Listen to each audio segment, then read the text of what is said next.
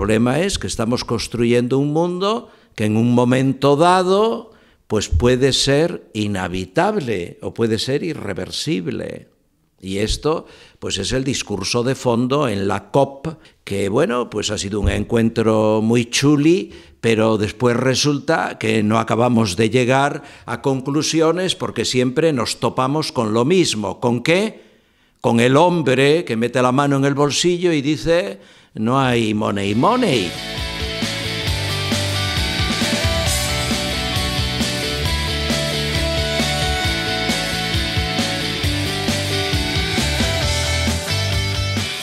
Yo, Ignacio Fernández, al asumir el oficio de vicario episcopal territorial, prometo mantener siempre en comunión con la Iglesia Católica, tanto en lo que exprese de palabra como en mi manera de obrar.